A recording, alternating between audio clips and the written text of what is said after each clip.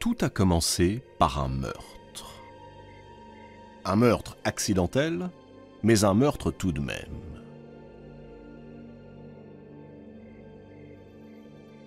Le soleil décline à l'horizon. Hipponoüs tend son arc. Aucun doute possible. Il ne peut s'agir que du cerf qu'il pourchasse avec son frère, Belléros, depuis maintenant 2 jours. Hipponoüs retient son souffle. La flèche part. Aussitôt, un cri déchire le ciel. Mais ce n'est pas celui d'un animal. Un cri humain. À quelques pas d'Hipponoüs, une silhouette s'écroule, face contre terre. Ce n'est pas le cerf, c'est un homme.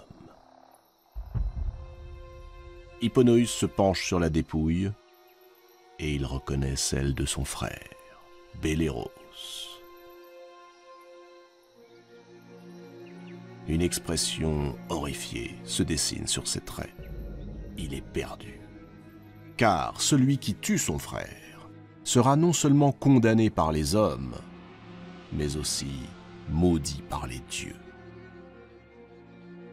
Désormais, on ne l'appellera plus Hipponoüs, mais Bellérophon, ce qui veut dire l'assassin de Belléros. Après avoir enterré son frère, Bellérophon se couche sur la tombe et fixe le sol. Comment pourra-t-il obtenir le pardon des dieux? D'autant que là-haut, sur l'Olympe, certains ne manqueront pas de rappeler que ce crime devait tôt ou tard arriver. Qui est Bellérophon, sinon le petit-fils d'un mortel, l'un des plus grands criminels de tous les temps, Sisyphe? Sisyphe le roublard, Sisyphe le menteur. Pour le punir de ses mauvais tours et de ses mensonges, Zeus l'a condamné à pousser un énorme rocher jusqu'au sommet d'une colline d'où il retombe sans cesse. Bellérophon rêvait d'aventure. Il rêvait de devenir l'égal des plus grands héros. Maintenant, tout est fini. Il ne lui reste que l'exil. Bellérophon regarde une dernière fois les murailles de Corinthe, la ville où il est né. Cette ville où règne son père Glaucos, cette ville dont il est prince. Il sait que les portes lui sont désormais fermées.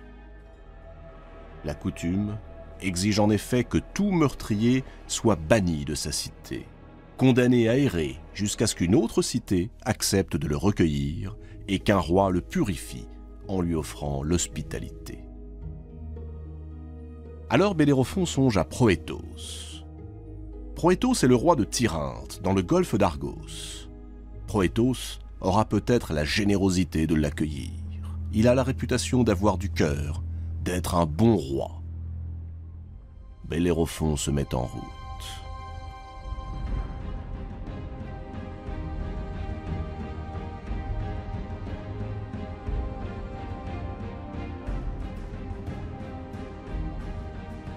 Ému par le récit que lui fait Bellérophon de la tragédie qui l'a frappé, Proétos lui offre en effet de résider dans son palais. Il le présente à tous les personnages de la cour. Parmi eux, la reine Sténébé. Sans le savoir, Proétos vient d'écrire le premier acte d'une tragédie plus grande encore. Une nuit, tandis que Bellérophon est endormi, la porte s'ouvre. Une silhouette traverse la pièce et se glisse dans son lit. C'est la reine, Sténébé. Bellérophon sursaute. La reine lui déclare sa flamme, le couvre de baisers. Elle l'aime. Elle l'a aimé dès le premier instant. Le malheureux jeune homme est affolé. La reine Sténébé revient vers lui, tente de l'enlacer. Bellérophon est indigné. Pas question pour lui de trahir l'hospitalité de Proétos. Il exige de Sténébé qu'elle quitte la chambre et le laisse tranquille. Humiliée, la reine se retire. Son regard est noir, et on devine qu'elle n'en restera pas là.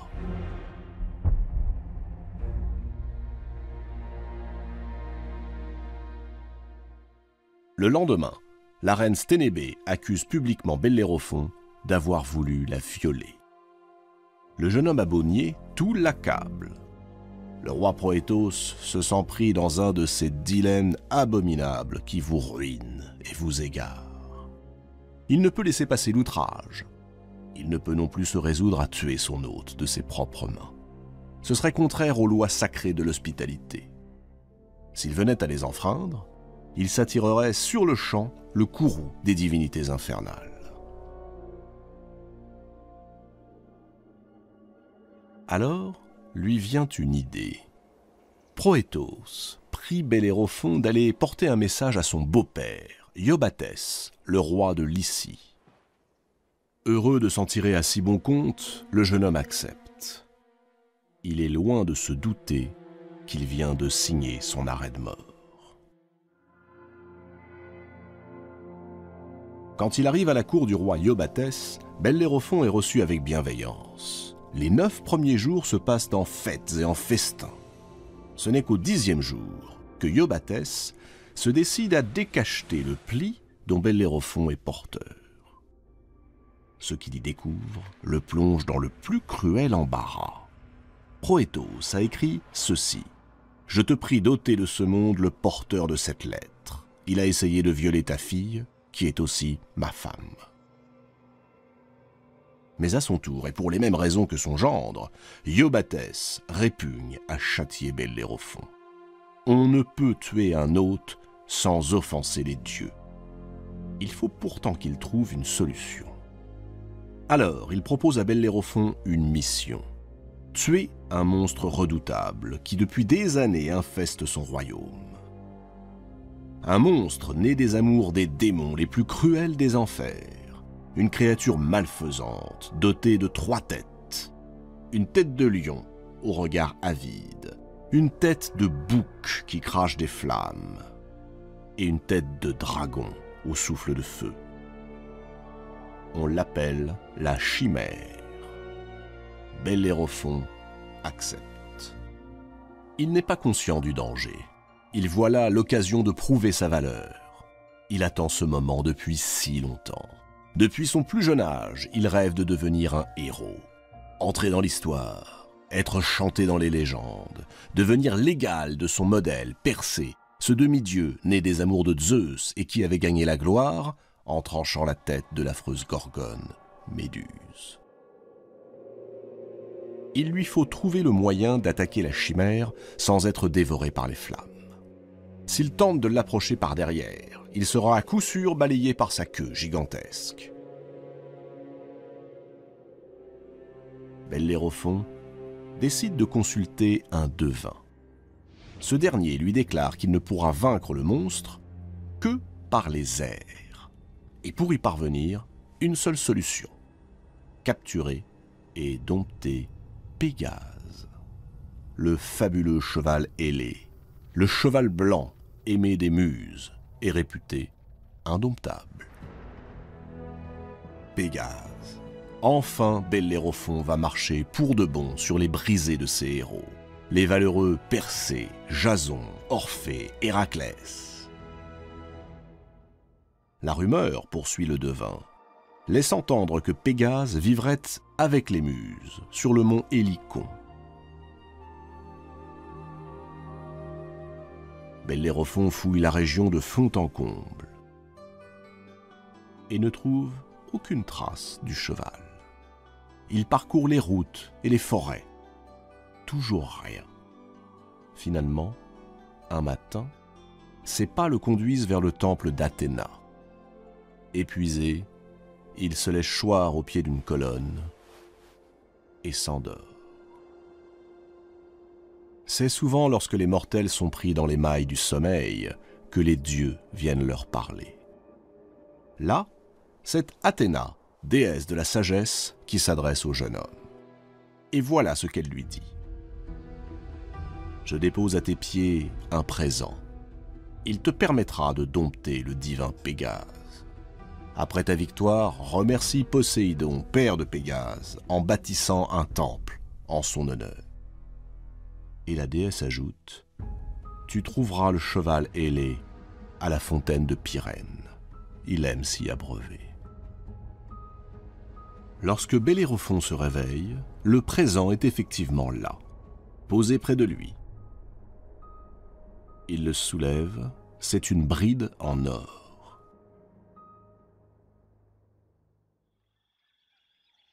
Bellérophon reprend la route vers le lieu indiqué par la déesse, la fontaine de Pyrène.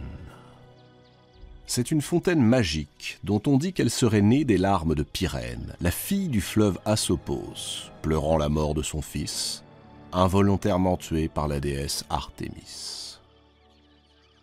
Athéna avait raison, Pégase est bien là. Le sublime cheval, à la blancheur immaculée, semble l'attendre paisiblement. Bellérophon s'avance, lui passe avec précaution la bride d'or, et après un court temps d'hésitation, il l'enfourche.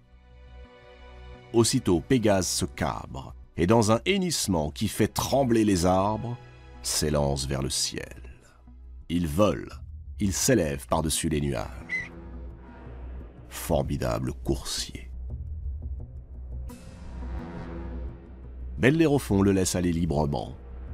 Pégase emmène le jeune protégé d'Athéna vers l'antre de la chimère.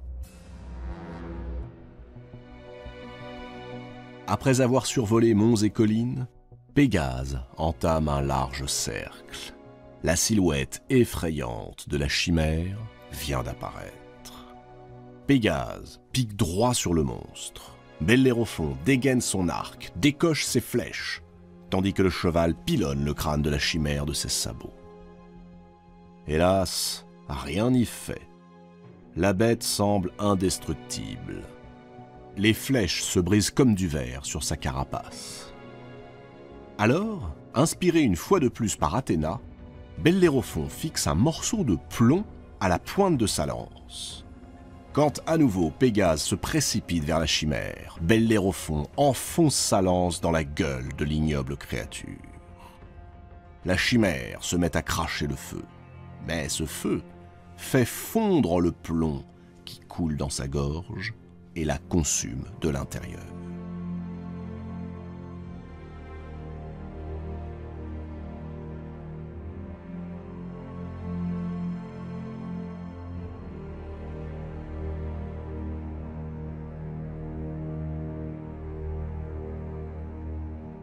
Le combat est fini.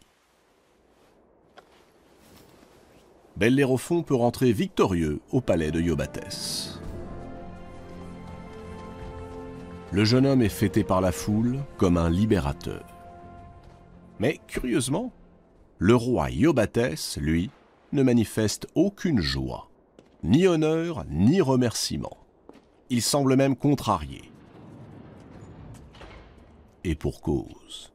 Il faut que Bellérophon paye l'outrage fait à son gendre et à sa fille.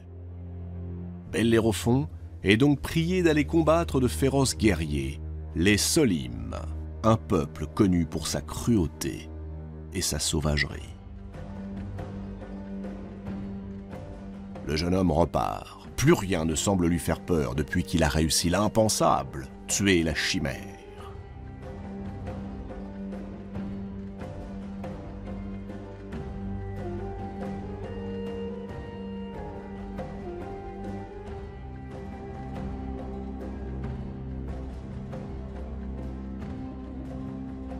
Là encore, avec l'aide du fidèle Pégase, Bellérophon parvient à exterminer les barbares. Il se retire en laissant derrière lui un champ de ruines et des cadavres par centaines. Iobatès est désemparé. Il commence même à s'interroger sur les véritables origines de ce jeune homme. Il est le fils de Glaucos, mais d'aucuns laissent entendre que son véritable père serait Poséidon, le maître des mers et des océans. Bellérophon serait donc de nature divine. Qu'importe, il doit mourir. À peine Bellérophon est-il de retour au palais que Iobatès l'envoie combattre le peuple des Amazones. Les Amazones sont des femmes terribles, des guerrières qui terrorisent la population et sur lesquelles courent les pires légendes. On raconte que, descendantes d'Arès, le dieu de la guerre, et de la nymphe Harmonie, les Amazones tuent leurs enfants mâles dès leur naissance, ou les rendent aveugles ou boiteux, pour ensuite les utiliser comme serviteurs. On dit aussi qu'elles coupent leur sein droit pour mieux tirer à l'arc, et qu'elles sont quasiment invincibles au combat. Tout cela n'effraie en rien Bellérophon. Chevauchant l'altier Pégase, il ne fait qu'une bouchée de ses guerrières.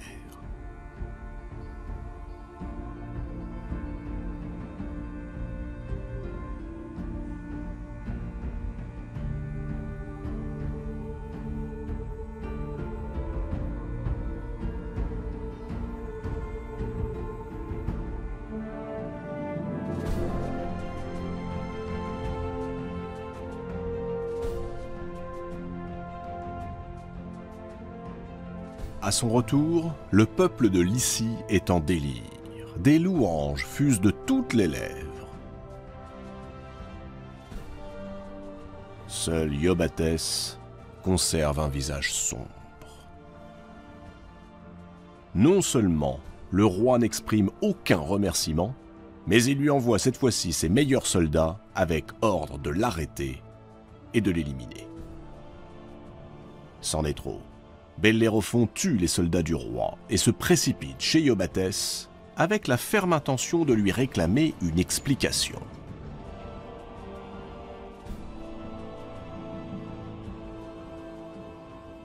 Iobatès rend les armes. Il est maintenant convaincu que Proétos a dû se tromper au sujet de la tentative de viol de Sténébé. Il montre à Bellérophon le message de Proétos qui ordonnait qu'il fût tué, et il s'incline humblement. Bellérophon est béni.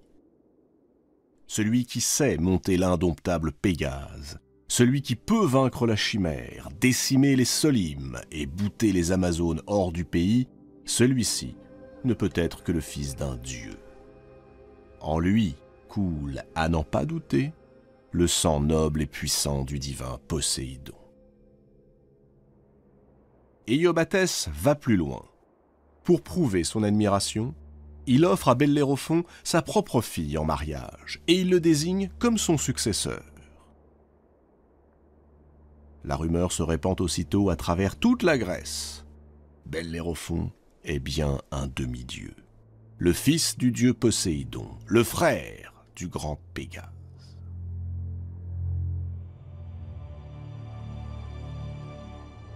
Bellérophon accueille cette dévotion avec satisfaction, et aussi avec une certaine morgue. Son ambition se trouve enfin rassasiée, son orgueil comblé. Mais il faut néanmoins que Sténébé, la perfide qui l'a injustement accusé de viol, soit châtiée. Et c'est Pégase qui va s'en charger. Pégase s'envole pour Tirynthe, où la reine, apprenant l'échec de sa machination, a décidé de s'enfuir.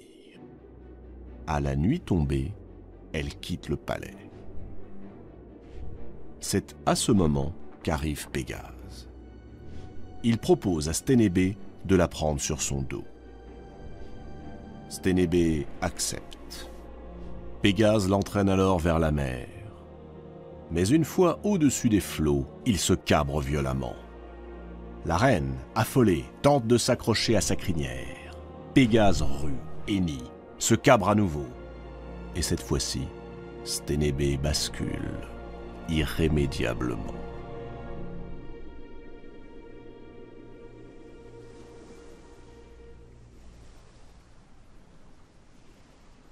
Bellérophon est enfin comblé.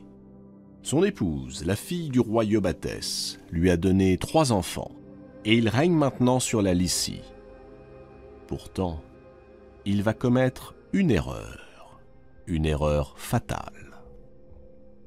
Plus ses exploits sont mis sur le compte de sa parenté avec Poséidon, plus Bellérophon se sent rabaissé, humilié. Il finit par détester ce père divin qu'on lui impose et qui l'empêche d'être reconnu pour ce qu'il est, lui, Bellérophon. D'ailleurs, Bellérophon ne croit pas un mot de ces fariboles. Son père n'est pas, n'a jamais été un dieu. Pas plus Poséidon qu'Apollon ou Zeus. Son père est Glaucos, un mortel. Et lui, Bellérophon, ne doit ses succès qu'à sa propre adresse et à son propre courage. Afin que tout le monde le sache, le voilà qui se met à proclamer haut et fort que les dieux ne s'occupent pas des affaires des hommes, que tout cela n'est que vaine superstition. Les dieux ne sont pour rien dans sa glorieuse destinée. Lui, Bellérophon, fils d'un mortel, est aussi fort et aussi brave que les dieux.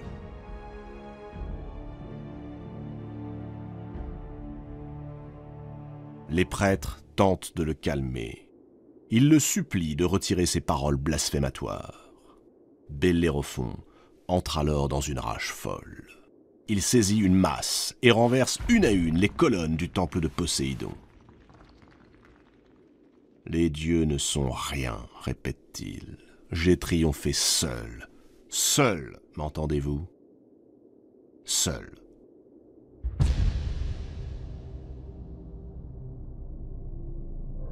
Dans sa fureur, Bellérophon conçoit un nouveau projet. Un projet fou entre tous.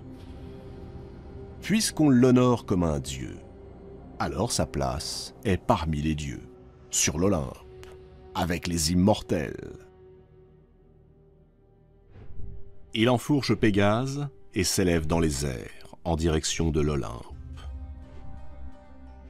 Ce sera son dernier voyage.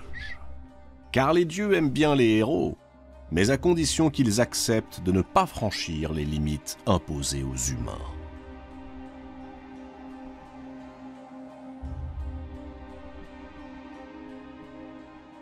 À peine Pégase a-t-il pris son envol que Zeus sort de son palais. Il observe avec attention cet attelage qui se hisse jusqu'à lui. D'un claquement de doigts, il fait apparaître un taon qu'il lance à l'attaque du magnifique et invincible cheval blanc. Le fidèle Pégase, excité par le taon de Zeus, s'emballe, virevolte, se cabre, et Bellérophon est désarçonné. La chute est vertigineuse. Le choc redoutable.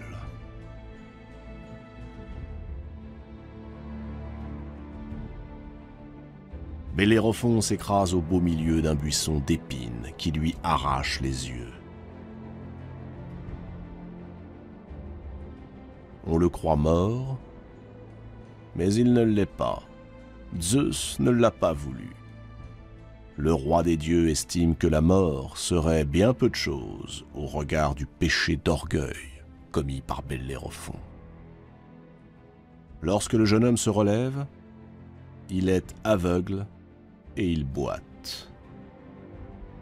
Éperdu, hagard, il s'engage en claudiquant sur le premier chemin qui s'ouvre devant lui. Nul ne sait où Bellérophon s'est rendu, ni comment il a fini ses jours. On l'oublia. Et jusqu'à aujourd'hui, plus personne n'a entendu parler de celui qui voulut à tout prix rester dans les mémoires à l'égal des héros et osa se prétendre l'égal des dieux.